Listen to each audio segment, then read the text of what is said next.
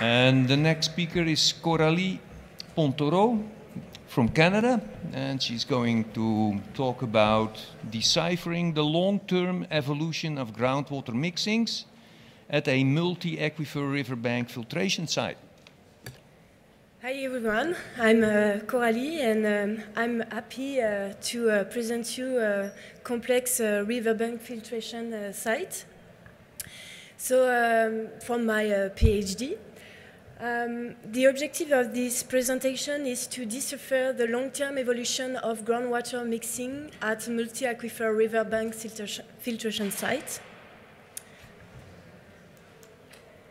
So it's located in Quebec, in Montreal, and as Mark Patnaud said in this presentation, there is a lot of referenced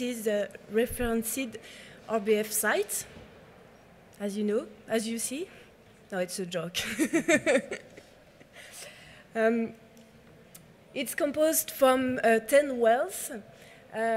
Each 5 on each side of 3 meters deep lake. The river flows from the east to the west. The wells pump water in a sandy alluvial aquifer. A clay and a till layers separate the alluvial aquifer from the fracturated sandstone aquifer. In the other side of the river, the bedrock is granite, and it's separate from other formation by regional faults. So with this kind of complex geology, the question is which water sources are contributing to the mixture at the pumping wells? And the other part of the question is how do the proportion of these different sources evolve over time? So for this project, we use naturally occurring geochemical isotope tracers. We have a long-term historical data of major dissolved ions from 2009 to 2017 to show the evolution of the chemistry. Sampling of wells, river, and piezometers is done on a monthly basis from over the course of 3 years.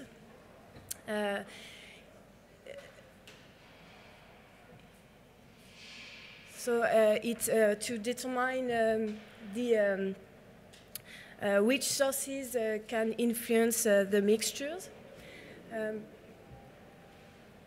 We focus on natural tracer like major dissolved ions, physical chemical parameters, and stable isotope of water. This is a start, but maybe with the future we will change this tracer to complete all the data. So first I will speak about spatial variation. So this is the initial state where the pump didn't, where the well didn't pump. You can see the west side is more mineralized than the others, and in the east side, the chemistry of each well seems to be constant. If we compare this with the January 2019, all the chemistry of each well has decreased because of the impact of the river. But we still see that the west side is more mineralized than the others. And the east side is not constant anymore because you can see well 10 is more mineralized and well 7 is less mineralized than the others. So this is 2T time, but what's happened between them? So to show time evolution, we use chloride, which can represent the mineralization of the water.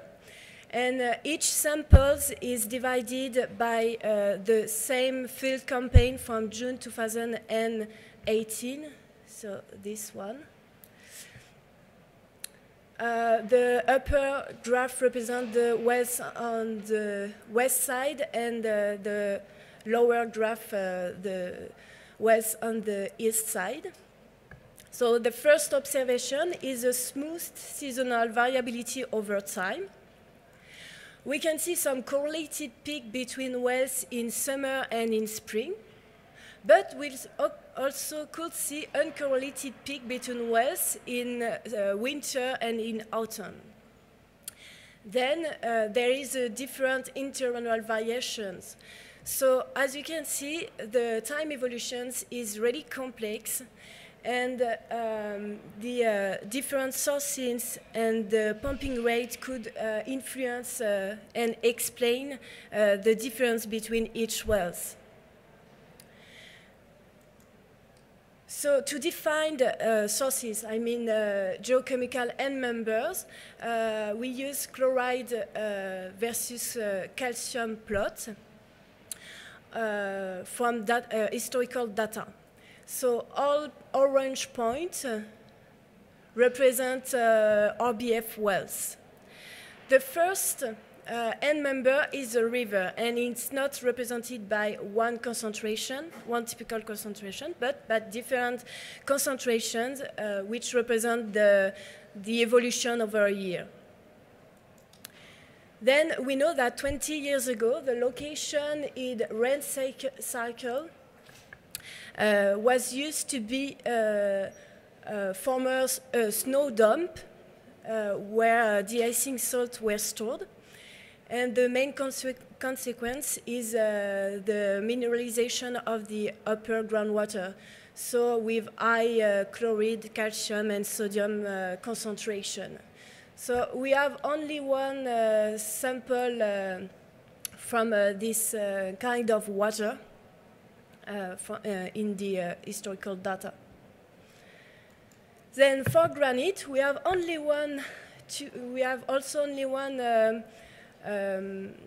Sample near the RBF site.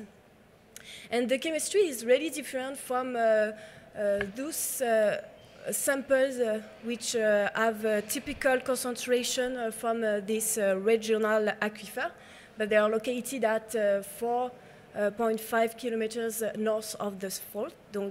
So I need to have more sample of this regional aquifer to know which one is the truth. Then for sandstone, there is also distinct chemistry. We have 3 samples in the side of RBF, and 2 of them are sampling at the same time and are located in nearby. So I'm really questioning about the condition of sampling, because are the sample representative, or where the well purges insufficiently? I really need to have more samples by myself from this sandstone. Then what about the opposite reef of the opposite bank? Some samples have the same concentration than RBF wells, but a couple of them have a high chloride concentration, and it should be influenced by the granite. Other point in alluvial and sandstone aquifer on the other side of the RBF have a higher chloride concentration, and it also could be influenced by the granite, if I find the real spot of this granite, because the flow is from the north to the south. So the alluvial aquifer and sandstone aquifer could be influenced by the water from granite through the fault. So finally, we have 4 end members which can explain this variability of RBF wells.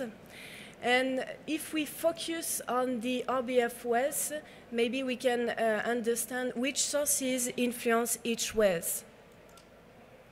So this is the same graph, but distinguished this time by wells, RBF wells, cross from the west side and dot for the east side.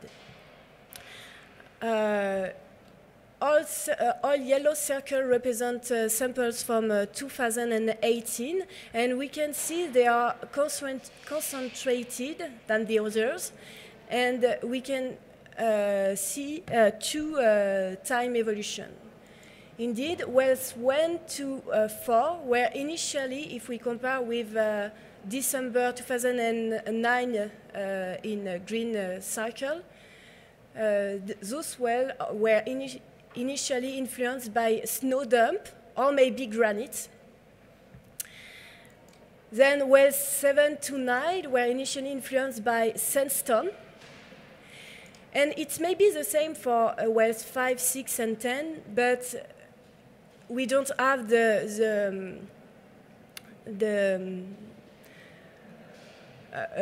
we need to have more samples for sandstone to see the time variation. So finally, we have 4 potential distinct chemical end members: granite, sandstone, river, and the aquifer alluvial, which have 2 distinct chemistry with snow dump. The time variation could be explained by seasonal effect and anthropic effect. So for the next 3 years of sampling, we observe oxygen 18 to understand which effect influence time variation. So this is oxygen 18 over time, and you could see a clear variation of the river, and there is also a variation, time variation and spatial variation of the alluvial groundwater. All wells are located between river and the alluvial, and there is a distinction during the 2 periods of low water flows. If we focus on well 7, 8, and 10, they have the same trend, and they are uncorrelated with the river. The common point is that those 3 wells don't pump all the time. Then wells 3 to 6 have the same trend, and they are correlated with the river, so they have a short transit time. Then well 1, 2, and 9 have the same trend, but no clear relation with the river. So 2 hypotheses can explain this: a longer transit time or a greater portion of groundwater. So to conclude, this is the first data of my project, and it's really complex. So we have 4 different sources, and we can also have the influence of deep groundwater. There is a time evolution of the mixing, mixture, and residence time, and a clear influence of pumping scheme.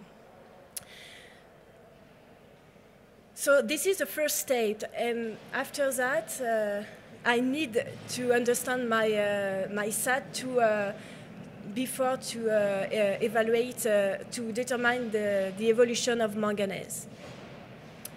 So you could see some presentation of my colleague which work with me. Thank you very much.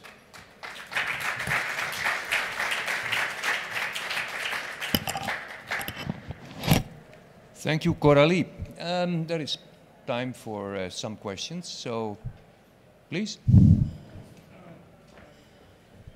I'm Mark from France. Did you try, or do you plan to have an additional approach with a hydraulic approach to assess the amount of water coming from the river, but from hydraulic point of view, just to have a complete view about your findings? You mean to have a different environmental tracer, something like that? Or? As an example, or just you can use the groundwater modeling approach or Darcy's law, just to know the amount of the water from the river going to the wells? Or you can use also artificial tracer. You put in the river and you know exactly what is the percentage of flow coming from the river to your wells, and an additional approach, just hydraulics. Yeah. Indeed. In fact, this is the beginning, and I want to use geophysical, electrical tomography to measure on time the resistivity, so the conductivity of the water, to see how they evolve over time, and if one sample in a deep in one depth, it could be represent all it's happen on the profile. Niels, over there. Yes, thank you. Niels Hartog, KWR. You're presenting it as a very complicated study, and I hope that's after you check the simple things. You started with the stiff diagrams, and in that you see the variation in calcium. I was a bit surprised that you used calcium chloride as a tracer, because calcium is not conservative. And both the calcium and the bicarbonate decrease simultaneously, as shown in your stiff diagrams. So that would indicate perhaps that calcium is controlled by your CO2 pressure in the water, which can vary throughout the year depending with temperature. Have you checked that and then moved on, realizing it was more complex than that? What were the steps in between before ending here? Okay, I use chloride and calcium at the beginning because they are the longer data I have. That's why I use that, and I didn't check with the temperature, the interaction with that. Maybe we can talk a little bit. It would be interesting. Yeah. Okay, I also have a small question about the chloride. It's an important tracer, but it could be in your area be due to de-icing salt. Yeah. And I saw some monitoring points close to the road, and then you may suspect that. I didn't see in Wells 10. It's the more closer than the world, and I didn't see some peak of chloride in winter. But I know there is some surely a consequence, because in Canada the winter is very, very long. Okay. Yeah. Thank you. Then we are done. Thank you very much again.